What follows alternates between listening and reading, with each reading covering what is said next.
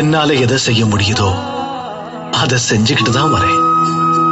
உன்னால எதை செய்ய முடியும்னு நினைக்கிறியோ அதை நீ செய். யோசிச்சு பார்த்தா உன்னால முடியும்.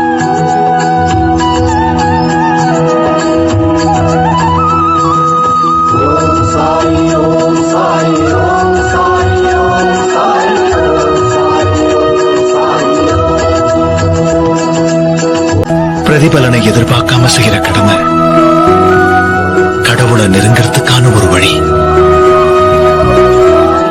பொறுமையும் நம்பிக்கையும் இருந்ததுன்னா நம்ம வாழ்க்கையில எல்லா இன்பங்களும் நம்மளை தேடி வரும்.